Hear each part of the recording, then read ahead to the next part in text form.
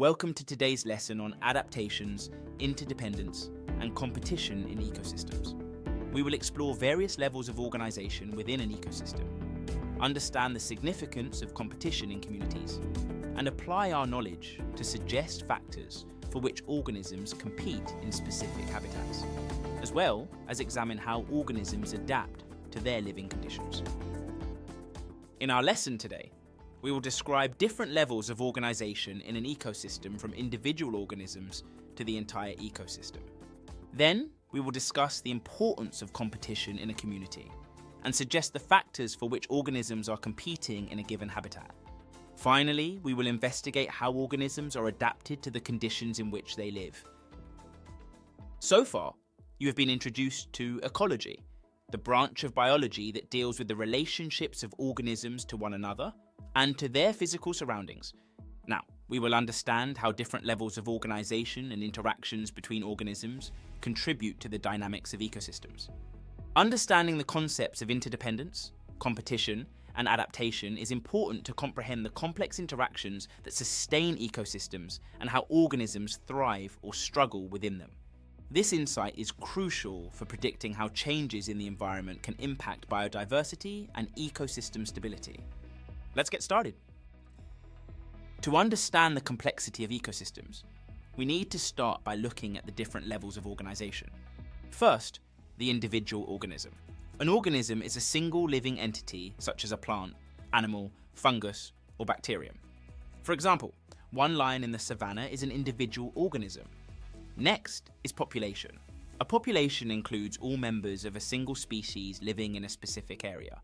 For instance, all lions in the savannah form a population of lions. Next is community. A community encompasses different populations of various species that live and interact within the same habitat. The savannah community includes lions, zebras, elephants, plants, and many more organisms. The final level of organization is the ecosystem. An ecosystem consists of a community and its abiotic environment.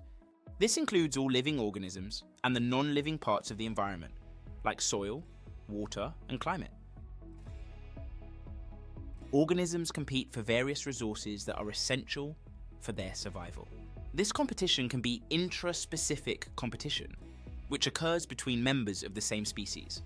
For example, two lions competing for the same prey. The competition can also be interspecific competition, which happens between different species. For instance, lions and hyenas both competing for food. Organisms compete for several key resources in their habitats. First, let's observe the example of plants. There are various factors for which plants compete. Firstly, light. Plants need sunlight for photosynthesis. Space.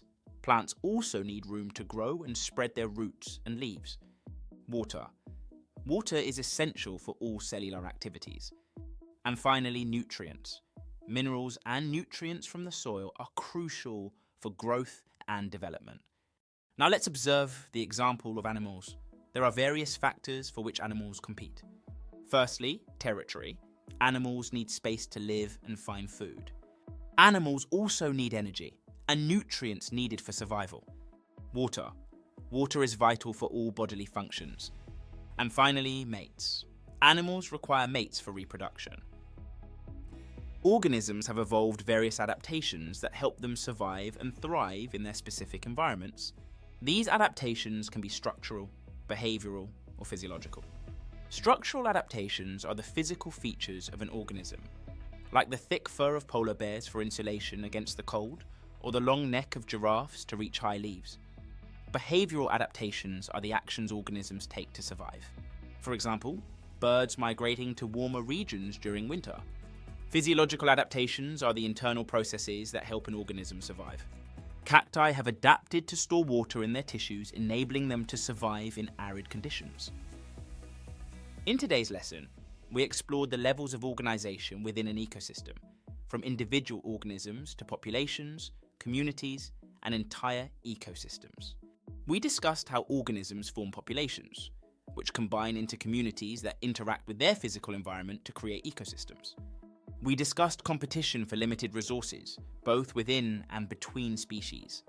We identified some of the resources organisms compete for in different habitats and reviewed adaptations that help organisms survive in specific environments, such as camels in deserts and cacti in arid regions. Understanding these concepts provides insight into the balance of ecosystems and the interactions that sustain life, laying the foundation for further ecological studies and conservation efforts.